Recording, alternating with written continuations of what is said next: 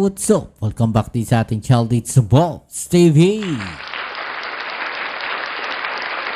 Alright, so tayo nagbabalik muli mga babayan at ayan, ang inyong nakikita ay walang iba kundi si Sir Nyak Argota mga babayan. Yan po ang ating aalamin ngayon at pag-uusapan. Ito pong si Sir Nyak Argota dahil umamin po siya mga babayan no, na hindi daw po niya alam na peke daw po no, yung medical certificate na kanilang ipinakalat. Nako po. Maniniwala ba kayo dyan mga babayan? No? Yan po ang ating alamin ngayon at pag-uusapan. Pero syempre bago ang lahat, please don't forget to subscribe, like, share at comment dyan sa comment section. At syempre shoutouts na rin tayo sa mga subscribers natin dyan. Maraming salamat sa inyong suporta sa mga palagi pong nandiyan dyan. Maraming salamat sa inyo. Okay, so ito pag-usapan natin mga babayan. No? Actually kahit ako nagulat po ako no, dito sa ginawa na to ni Sir Nyak Argota mga babayan. No? Ito pong vlogger na to actually, hinahangaan ko rin po ito No? Kasi napakaano niya alam niyo yun, sa kabila ng kanyang kapansanan mga babayan, nagagawa niyang makapagpasaya no, ng mga tao mga babayan. Kaya naman hindi natin siya ganong binabash. No? At actually ako yung pagkukomento ko dito kay Sir Nyak no, mga babayan ay sariling opinion lang natin no, na sinasabi nga natin na mali no, yung kanilang mga ginagawa o yung kanyang nagawa mga babayan.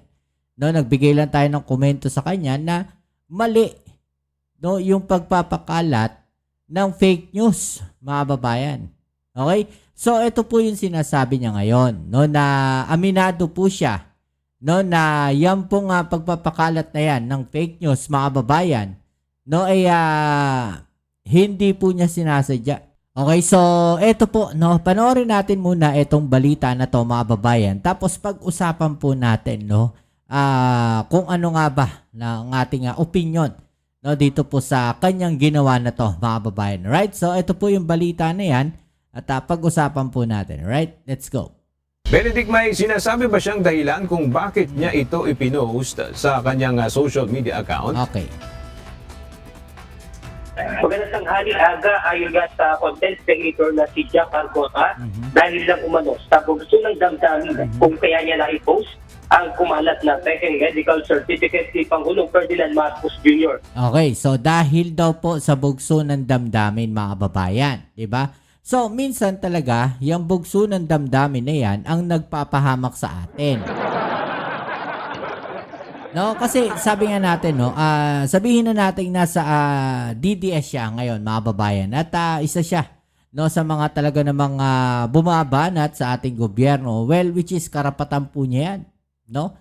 Dahil nga malaya tayo no, dito sa ating bansa na magpahayag ng ating saloobin, mga babayan. Pero sinasabi nga natin, no, na may limitasyon po yan. Lalo na't nakakasira po yan ng imahe ng isang tao, mga babayan. Okay, so kung sinasabi niyang bugso po yun ng damdamin, no? Yung kanyang, kaya niyang nagawa, yung pagpapakalat ng peking med certificate na yan ng ating Pangulong Bongbong Marcos, mga babayan, maling-mali na po siya kagad doon. Diba? So ito, tuloy pa natin Pasado alas 9 kaninang umaga nang dumating sa tanggapan ng National Bureau of Investigation Cybercrime Division si Argota.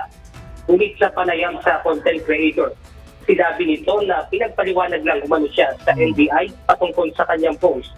Ayon pa kay Argota, dahil din kumalat na rin anya sa social media ang post ng peking medical certificate ay naisabay na lang din siya sa trend para tumaas ang kanyang engagement. Okay, so doon pa lang, no, makikita natin na medyo mali rin naman ata.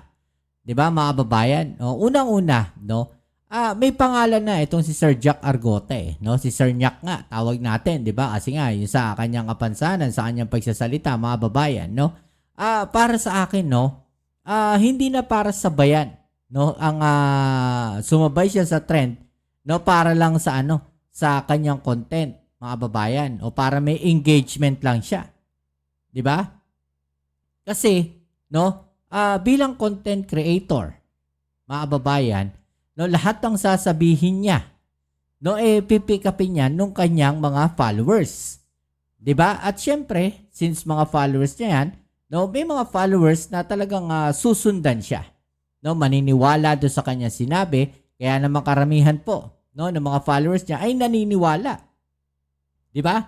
Doon sa peking medical certificate na inilabas niya ng ating Pangulong Bongbong Marcos. So doon pa lang mga kababayan, makikita natin kung ano nga ba ang epekto noon nagagawa ng isang content creator, no, o sabihin nating influencer sa ating mga kababayan doon sa kanyang mga followers.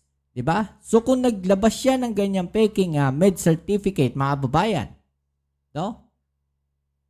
Syempre, yun yung paniniwalaan ng mga followers niya. 'Di ba? So kung mali yung inilabas niya, mali rin yung paniniwala o paniniwalaan ng mga followers niya. Which is, in the end, mali talaga yung ginawa niya. 'Di ba? Mali yung ginawa niya in a sense na ipinakalat niya rin kasi. No, considering na alam niyang mali po yun. Okay, so tuloy natin. Kumalat lang yun, ilang araw ko na nakikita. So, maraming na po comment na tinatapos pangalan ko. Kama sa akin, anong symbol ko? Kaya ako, hindi ko mapasay, wala po. Pina-enhance ko. Lumilaw, pagka-enhance naman, lumilaw naman. Mali naman yung taon. Okay, so dito sinasabi niya na mali daw yung taon, mga kababayan, ha? Ako kasi may halimbawa ko, o kailan naman Kung ilang taon na daw yung Pangulo natin, mali rin. Kung kailan yung birthday niya, mali din. naman eh. Yung araw, mali yun. Oh, yung araw, mali din. Kahit pag inaban namin sa korte, panalo ko yun. Ano sa kanya? Okay, so para sa kanya daw, pag inilaban daw yan sa korte, panalo daw siya, mga kababayan. Okay, so given na yun, korte na po ang bahala, no, magdesisyon, no, kung panalo ba siya o hindi. Okay, so ang pinag-uusapan kasi natin dito, mga kababayan, no, na alam pala niyang mali, no, mali nga yung date, di ba, mali yung birthday, mga kababayan, mali daw yung edad, mga kababayan, no, alam niya na mali yun. Alam niya na peke yun. Di ba? Pero, bakit niya ipinakalat pa rin? Di ba? Yun yung question doon, mga kababayan. Alam mo nang mali, ipinakalat mo pa rin, no? Just for the engagement. 'Di ba? So dito, mga kababayan, masasabi natin na lumalabas na itong si Sir Jack Argota ay isa, no? Parang isa sa mga nagpapakalat ng fake news laban sa ating Pangulong Bongbong Marcos, 'di ba? Kasi bakit natin nasabi 'yon?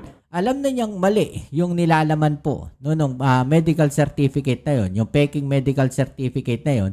Bakit inilabas niya pa? Bakit ipinakalat niya pa? Bakit ipinost niya pa? 'Di ba, mga kababayan? At hinamon pa nga po niya na kung peki ito, edi ilabas niyo yung totoo. 'Di ba, mga kababayan? Yun pa yung hamon niya eh. 'Di ba? O, tuloy natin ha. Unang-una, mali na talaga. No, yung medical certificate, inamin niya na peke, no, dahil mali yung detalye, mali yung nilalaman, pero ipinakalat niya pa rin. Okay? Ngunit aminado rin siya na nagkamali siya sa nangyari. Dagdag pa ni Argota na nakuha niyang aral ay dapat sigurado ang isang bagay bago ito ilabas sa social media. Yan ang sinasabi ko. Diba? Dapat sigurado ka muna. No, bilang influencer, no, dito kay Sir Jack, mga kababayan, bilang influencer, dapat alam mo. No, in the first place, dapat alam mo. Matagal ka na eh.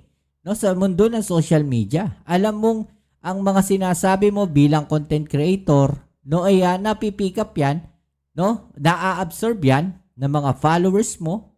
'Di ba? Kung ano 'yung sasabihin mo, 'di ba? Nakikita yan. Maraming nakakapanood sa'yo eh. Marami kang followers eh. 'Di ba? So ngayon mo lang nalaman na dapat ang mga information na inilalabas mo ay dapat totoo. Dapat kino-confirm mo na. 'Di ba dapat noon pa alam mo na yan bilang content creator dahil matagal ka ng influencer? 'Di ba? Again sasabihin natin, wala tayong against no, dito kay Sir Jack, mga kababayan, no? Ang ayaw lang natin is yung nagpakalat siya ng maling medical certificate. Okay? So, alam nyo ako naaawa rin ako in the first place eh. Bakit? Napunta kasi siya no, doon sa isang site, no, mga kababayan, na kung saan nagpapakalat ng mga fake news. At tila itong si Sir Jack Argota, mga kababayan, ay tila nagamit din. No? Sana mapaisip si Sir Jack. 'Di ba? Mapaisip siya, walang problema bumanat sa gobyerno, walang problema bumanat sa administrasyon, 'di ba? Walang problemang magsalita ka no, na against sa administrasyon, pero make sure na yung mga nilalabas mong info bilang content creator, bilang influencer ay totoo. May basehan ka. 'Di ba? Yun yung masasabi natin diyan. Samantala, ayon naman kay National Bureau of Investigation Director Attorney Angelito Magno, napapasalamat sila sa pagrespeto ni Argota sa kanilang patawag at dagdag pa ng NBI o muling paalala ng NBI sa publiko na mag-ingat sa mga pinopost o sineshare sa social media dahil baka kalaunan ay bawal pala ito sa ilalim ng cybercrime law. At yan mo ng ating update. Okay, so yun, no? Medyo naging mabait pa yung NBI sa kanya, mga babayan. 'Di ba? So panoorin muna natin, no, itong sagot naman ng palasyo tungkol po diyan. Okay? So ito dugtong lang din natin, no. Ito po, no, yung sagot ng palasyo dito po sa ginawa na to, no, ni Jack Argota, mga babayan. Yuse, kumara po sa NBI yung vlogger na nagpakalat ng pekeng medical record ni PBBM. Aminado naman siya na nagkamali at humihingi ng pasensya for engagement lang daw po ito. Ano po masasabi ng palasyo pag ito? Ang batas ay dapat ipatupad. Ang lumabag sa batas ay dapat managot. Hindi po kasi ginagawang biro ang pagko-content. Lalo na kung makaka-apekto to, hindi lamang sa taong ginawa mong subject matter sa iyong content, kundi sa buong tao, sa buong mamamayan na maaari makapanood ng inyong mga fake news. Yan, yung sinasabi natin. 'Di ba? Content creator siya. 'Di ba? Ano siya, influencer siya. When you say influencer, nakaka-influence ka ng mga tao. 'Di ba? So, may epekto 'yan dun sa mga supporters mo, sa mga followers mo. No? Alam naman natin pag influencer ka, kung ano yung sabihin mo, kung ano yung gagawin mo, para sa kanila, dun sa mga followers mo, sa mga naniniwala sa'yo, paniniwalaan nila yan. 'Di ba? Yun yung sinasabi natin, na dapat talaga maging maingat, no? Itong si Sir Jack sa susunod na gagawin niya yan. 'Di ba? At sana, no? At sana itong si Sir Jack, mapaisip siya, sino ba talaga yung mga taong tila naglalaglag sa kanya? No, yung mga taong ang ganda ng kanyang imahe, mga kababayan, biglang masisira lang, no, dahil lang dito sa mga tao na to na tila nagagamit si Sir Jack, no, sa pagpapakalat ng mga fake news. 'Di ba? No, maging maingat na lang, no, itong si Sir Jack kung siya po, no, ay sakaling kung siya ay hindi sasampahan ng kaso ng NBI. So nilalabanan po natin ang fake news at hindi po dapat ito gagawin at pagkasabi ng sorry ay tapos na. So tignan na lamang po natin kung anong mangyayari po dyan at kung wala naman siyang kasalanan, ipagtanggol na lamang niya ang kanyang sarili. Pero itutulak po ng palasyo na siya ay makasuhan yung mga nagpapakalat ng pekeng medical, sir. Ang nagsampa naman po ay ang NBI. Okay? Kung ano po ang nakikita nila. Okay, so ito nagsampa ng kaso, NBI, mga babayan. Pero si Sir Jack po, sa pagkakaalam ko, ay hindi kasama sa kinasuhan. No, pinatawag lang siya ng NBI para makausap. 'Di ba? Para kausapin o para pagpaliwanagin, no, doon sa kanyang ginawa. Bukod po ata yung kila Eric, no, kila ka Eric tsaka kay anong pangalan nung isa, yung medyo panot. Tuloy na natin si Jason sa mga babae. Nang nilabag sa batas, dapat panagutin. Thank you po. Okay, so dapat daw panagutin, mga babayan. No, kung meron silang paglabag sa batas, dapat panagutin. Okay? So ito po ang naging mensahe ni Jack Argota. Okay, so panoorin natin ito, mga babayan. Actually ako natatawa rito, may binabanatan siya. Alam naman natin kung sino yung binabanatan niya, no? O, tuloy natin. Ano na? Ano na? Kulit. Sabi ko naman sa'yo, baklang Jesus, kaya kong harapin to, okay? Ayan, okay. So, yung mga ganyan, mga babayan, no? Yung mga ganyan salita, di ba? Siyempre, may mga nanonood sa kanya, let's say, may mga kabataan, di ba? So, pag nagsalita siya ng ganyan na, huwag tayo magbalinis. Kahit ako, nakakapagbura ako eh, di ba? Pero bilang influencer, para sa akin, no, hindi maganda, no, na merong mga ganyang klaseng salita, di ba? Bilang influencer, ha? Pero kung sanay siya sa ganyan, so be it. Di ba? Bahala siya. Sanay siya sa ganyan, di naman tayo maapektuhan dyan. Pero kasi, yan yung ano eh, tatak DDS yung mga ganyan eh, no? Wala akong kasamang lawyer, di ko na sinama yung lawyer ko. Kaya ko, no, okay? Kaya ko maging lawyer sa sarili ko. Baklang Jesus, ikaw, lawyer ka nga. Wala ka namang kasong nahawakan. Mas makalino para sa'yo, bobo ka, di ba? Paano ko naging lawyer? Ha? Maraming salamat na pala kay Grabe, Director Magno tinadtad ng mura. ng NBI. Maraming salamat sa'yo, sir. Alam mo na yun. Di ba?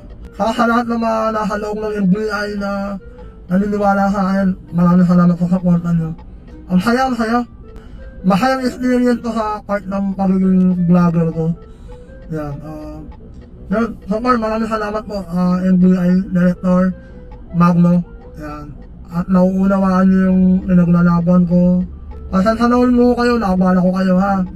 Yun lang mo, maraming salamat po, NBI. Guys, ang NBI hindi kalaban, okay? Sumusunod lang yan sa utos. Kaya huwag kayo mag-isip na masama sa NBI, okay? Sa lahat ng mga polis, sundalo, Coast Guard, kung ano man yan, trabaho lang. Huwag mo silang awayin. Okay? Sumusunod lang sila sa utos na mas nakakataas sa kanila. Kaya ganun yun. Muli, maraming salamat po, NBI! Alright! What's next? Baklang Jesus! Okay, so, yan, mga babayan, no? Nakaganon pa siya eh.